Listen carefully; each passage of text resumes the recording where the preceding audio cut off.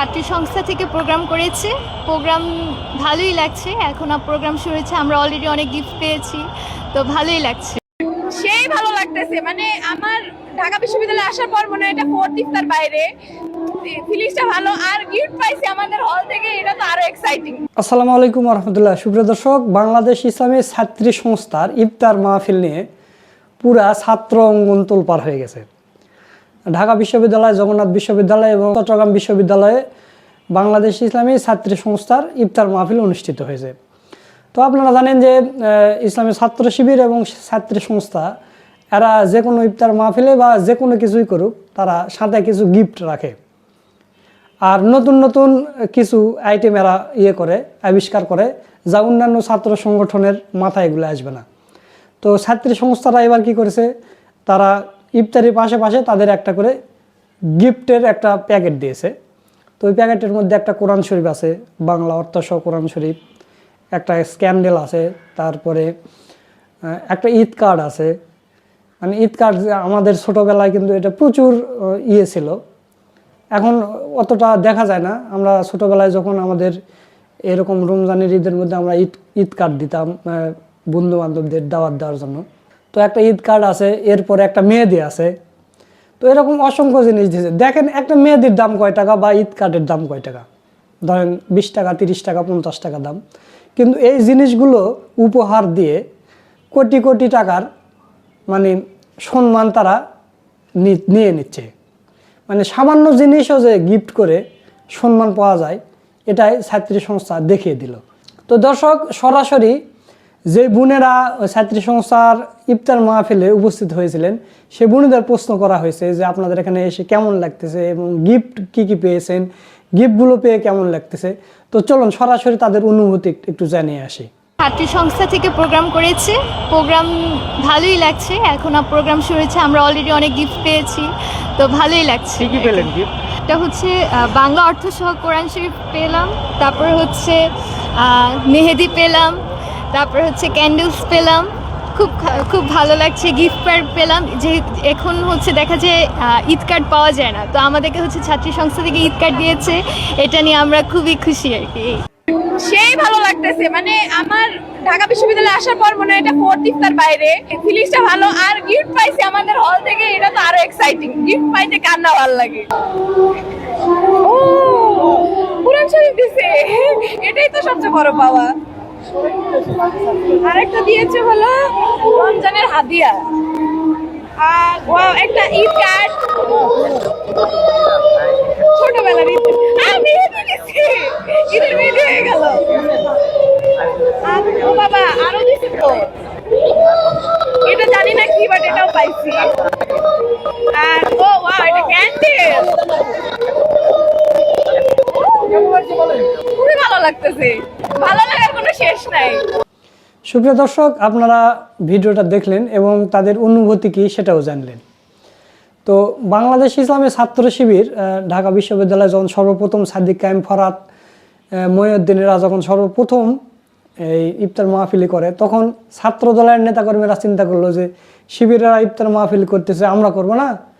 তো তারাও ইফতার মাহফিল করলো এবং ঢালাওভাবে সবাইকে দাওয়াত দিল। দাওয়াত দেওয়ার পরে কী হলো, দেখা গেল যে যাদেরকে দাওয়াত দিছে নামাজের আর 10 মিনিট আছে, যাদেরকে দাওয়াত দিছে অর্ধেকের বেশি মানুষ মানে শিক্ষার্থীরা ইফতারি পায়নি, একটা খেজুর বা একটা পানি পর্যন্ত দিতে পারেনি। তো পরবর্তীতে ওই শিক্ষার্থীরা সাইডে দোকান থেকে পানি খেজুর কিনে এনে ইফতারি করে সাংবাদিকদের বলেছেন এবং তাদের খুব ঝেড়েছেন যে আপনি পারবেন না, আপনার অ্যাবিলিটি নেই, আপনি কেন ইফতার মাহফিল করতে গেলেন, কেন আমাদের দাওয়াত দিলেন। মানে এরা চিন্তা করতেছে কে রে, শিবির করতেছে, ইফতার মাহফিল করতেছে, আমরা করব না কেন, আমরাও করব। আরে ভাই, তোর তো অ্যাবিলিটি নেই এবং তোদের তো এগুলো করে অভ্যাস নেই, তোরা তো এগুলো মেনটেন করতে পারবি না। আর ইসলামী ছাত্র শিবির, ইসলামী ছাত্রী সংস্থা এরা ছোটোবেলা থেকে এগুলো করে আসে। আপনারা দেখেছেন যে জামাতে ইসলামী লক্ষ লক্ষ মানুষের সমাগম করলে, সমাবেশ করলেও ওই বাইরের থেকে লোক ভাড়া করতে হয় না, তারা নিজেরাই করে, কারণ তারা ছোট থেকে এই শৃঙ্খলার মধ্যে বেড়ে উঠেছে এবং ছোট থেকেই তারা এরকম প্রোগ্রাম করে আসতেছে। আর এদের প্রোগ্রাম সবসময় দেখবেন যে ইউনিক প্রোগ্রাম, ওগুলো আলতু ফালতু নয়। তো তাহলে দেখেন একদিকে ছাত্র দলের প্রোগ্রামে এসে নারীরা খুব ঝাড়তেছে, অপরদিকে ছাত্র শিবির বা ছাত্রী সংস্থার ইফতার মাহফিলে গিয়ে সাধারণ শিক্ষার্থীরা প্রশংসা করতেছে এবং মেহেদি পেয়েছে, কোরআন শরীফ পেয়েছে, এটা তাদের কাছে খুবই ভালো লাগতেছে। আর ছাত্র দলের নেতাকর্মীরা গিফট দেওয়া তো দূরের থাক, তাদের মুখে একটা খেজুর তুলে দিতে পারেনি, এক বোতল পানি দিতে পারেনি, শুধু ইফতার করার জন্য। আপনারা অনেকে সেই ভিডিওটা দেখেছেন, যদি না দেখে থাকেন আবার দেখেন। রোজা ভাঙার জন্য পানিও নাই, যে আমার পিছনে আরো শত শত লোক দাঁড়ায় আছে, তাদের হাতে কোনো ইফতারের কিছুই নাই। রোজা ভাঙার জন্য পানিও নাই, এটা কি মিসম্যানেজমেন্ট? তীব্র নিন্দা জানাইছি। আজকে ছাত্র দলের ইফতারি ইনভাইটেড ছিলাম, কিন্তু এখানে দেখেন যে আর 2 মিনিট আছে, এখন আমরা দাঁড়াই আছি শূন্য হাতে। এখানে মানে সঠিক বিচার কি হওয়া উচিত আপনারাই বললেন। যে বা যারা মিসম্যানেজমেন্ট বা ম্যানেজমেন্ট পারে না, ওরা কেন ইফতার পার্টি করতে আসে? এটা হচ্ছে, আমি আমার জীবনে কখনো এত বাজে ইফতার পার্টি বা এত বাজে মিসম্যানেজমেন্টের ইফতার পার্টি আমি কোথাও দেখিনি। আমি আজকে আমার 2জন জুনিয়র, আমার একজন বন্ধুকে নিয়ে আজকে ইফতার পার্টিতে এসেছিলাম, বাংলাদেশ জাতীয়বাদী ছাত্র দলের ইফতার পার্টিতে।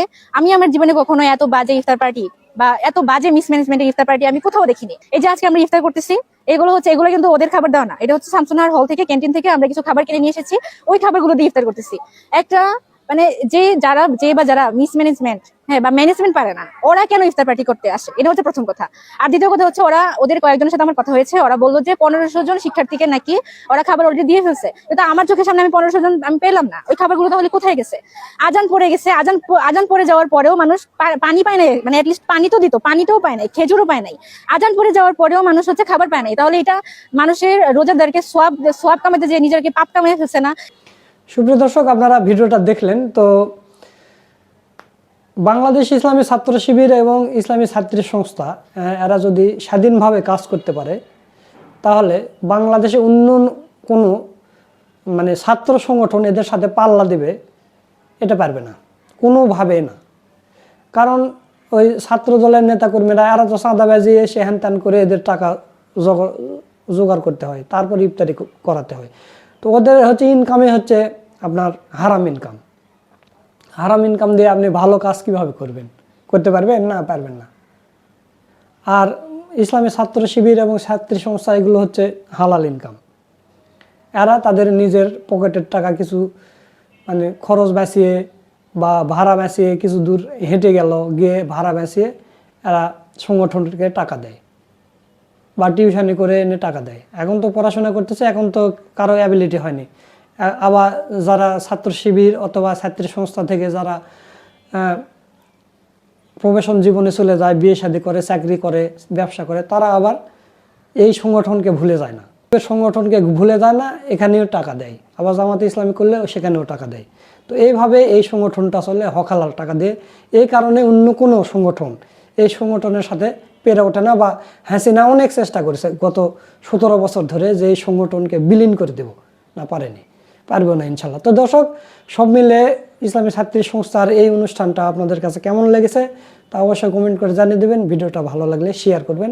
সকলকে ধন্যবাদ। আসসালামু আলাইকুম ওয়া রাহমাতুল্লাহ।